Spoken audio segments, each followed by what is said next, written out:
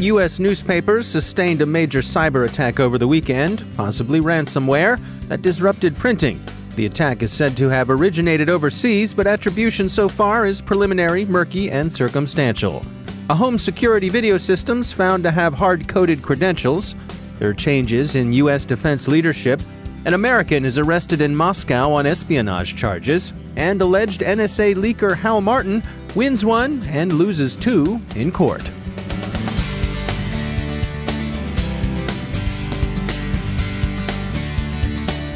And now, a word from our sponsor, ExtraHop, the enterprise cyber analytics company delivering security from the inside out. As your organization continues to expand outside the data center to the cloud, branch office, and device edge, your attack surface opens up to more and more risk. With major breaches announced nearly every day, security operations teams need a better way to identify vulnerabilities and hunt threats inside the perimeter. ExtraHop cuts through the noise of traditional security alerts with network traffic analysis that provides full east-west visibility, real-time threat detection from core to cloud, and guided investigation workflows. All the clarity and context you need to act quickly and with confidence. Don't just take our word for it. Explore the interactive demo at extrahop.com/cyber. That's extrahop.com/cyber. And we thank ExtraHop for sponsoring our show. From the CyberWire studios at Data Tribe, I'm Dave Bittner with your CyberWire summary for Wednesday, January 2nd, 2019. Happy New Year, everybody. Great to have you back. Hope you got some rest over the holiday break. Over the weekend, print operations at several major U.S. newspapers were disrupted by a cyber attack. Saturday editions of the San Diego Union Tribune, the Baltimore Sun, the Chicago Tribune, the New York Times, the Wall Street Journal, the Los Angeles Times, the Annapolis Capital Gazette, the Hartford Courant, the New York Daily News, the South Florida Sun-Sentinel, and the Orlando Sentinel saw their editions delayed as the attacks on print plants affected production. The attack, which is believed to have involved a variant of Ryuk ransomware, targeted Tribune publishing, but not all of the affected papers were Tribune properties.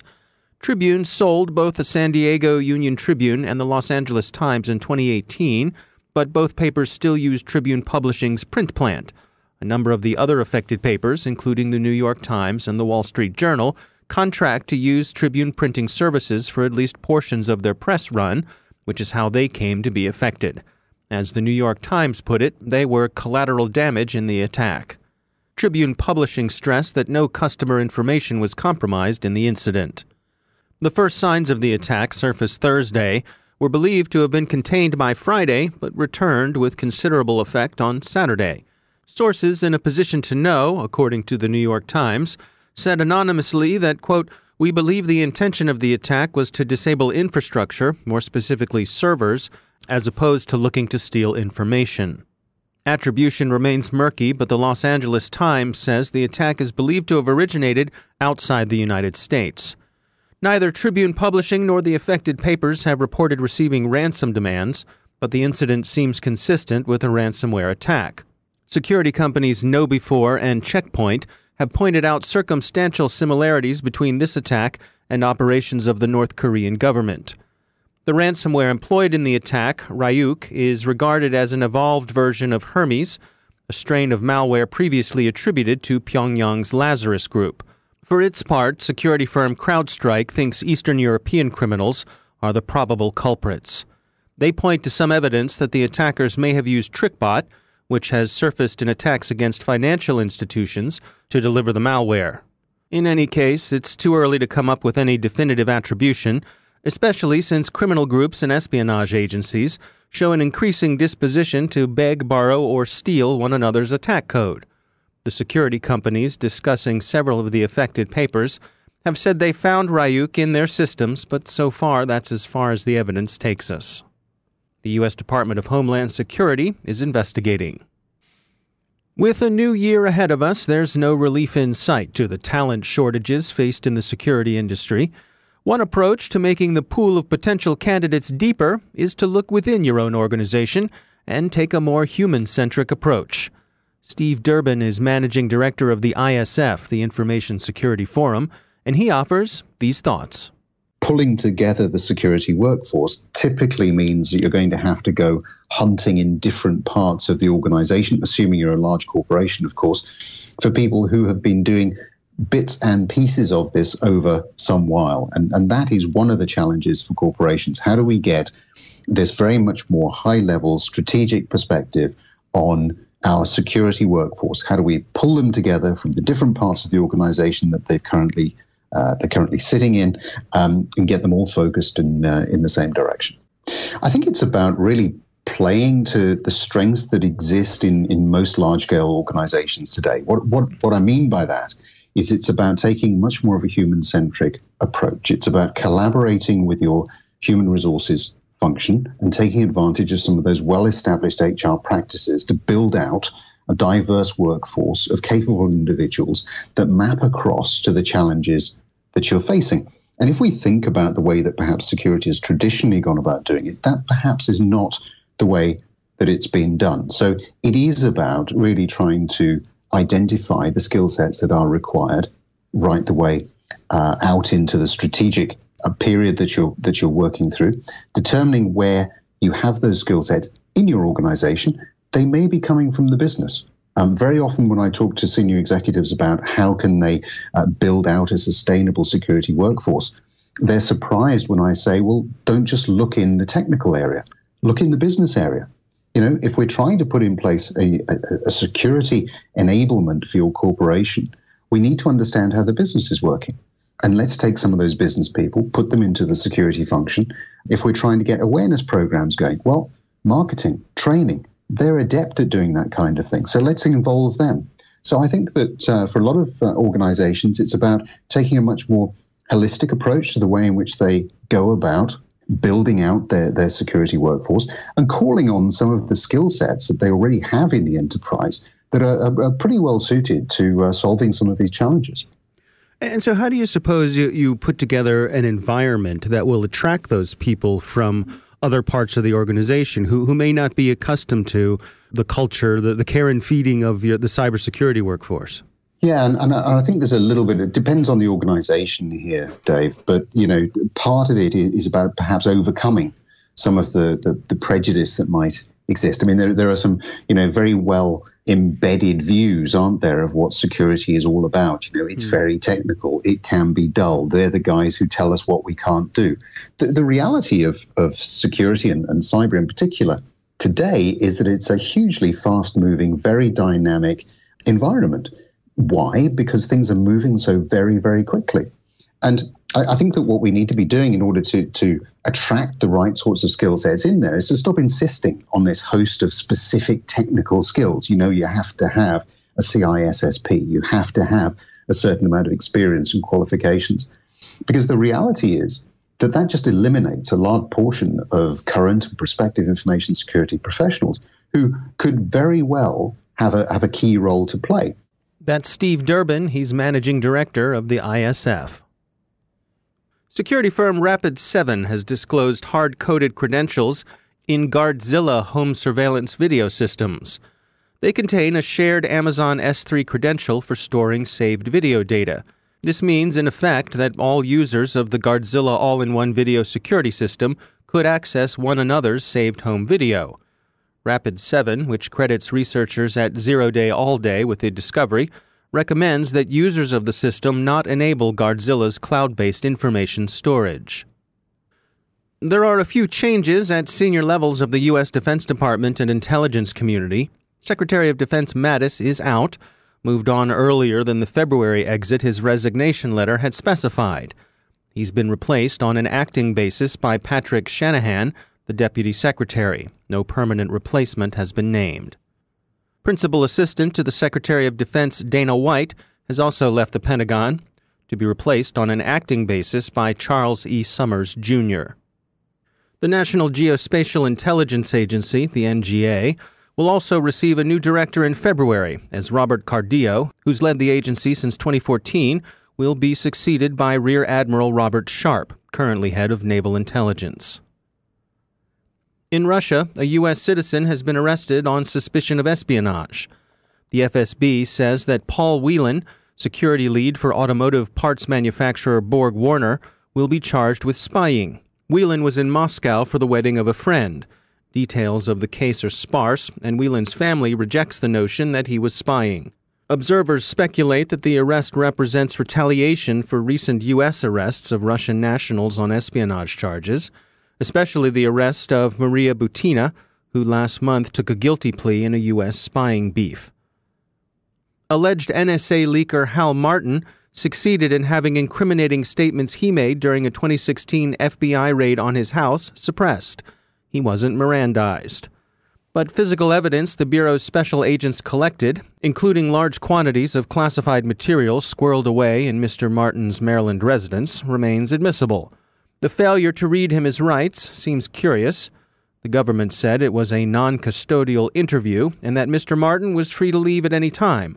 But their having entered his house armed and announced by flashbangs, and their having handcuffed him, led U.S. District Judge Richard D. Bennett to conclude that the interview was custodial, as they say, and that the special agents should have Mirandized Mr. Martin, no matter how otherwise friendly the interview may have grown over the hours they were together. Many observers have noted that the warrant to search Mr. Martin's property came in the wake of some ambiguous tweets he posted that could be read as having suggested he had secrets to offer. But of course, Twitter is a notoriously low-context medium, and Mr. Martin's posts could be entirely innocent. He's charged with 20 counts of willful retention of national defense information. The former NSA contractor's trial is scheduled for this coming June 17th. And finally, the dark overlords are said to be back. According to Motherboard, this time they're threatening to dox insurance companies to prove that the 9/11 terror attacks in New York, Virginia, and Pennsylvania were put-up jobs by a bunch of conspirators. Unless, of course, the insurance companies pay the dark overlords a ransom. Serious people will, of course, ignore the conspiracy nonsense and not pay the ransom. Of course, when the authorities finally get around to arresting the dark overlords, we hope they remember to read them their rights. We've seen that done on TV.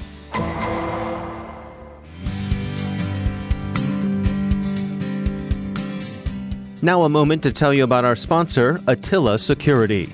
Attacks on the U.S. defense industrial base supply chain, otherwise known as DIBS, is one of the most pervasive cyber threats facing our nation today. DIBS are vulnerable for a variety of reasons, ranging from legacy software and systems and a corporate culture that values operations over IT security. Cybercriminals exploit these weaknesses and target their attacks on DIBS in order to gain access to government networks. Attila Security is tackling this threat head-on. Attila Security's Go Silent technology features a portable security appliance that installs in minutes by any non-technical user. Go Silent is a firewall and VPN in one and turns unsecured data transmissions into top-secret level security communications in just minutes. Attila Security's products and solutions enable organizations to keep data secure while avoiding disruptions to daily operations. To learn more about how Attila secures the DIBS supply chain, visit attilasec.com. That's spelled ATTILASEC.com. And we thank Attila for sponsoring our show.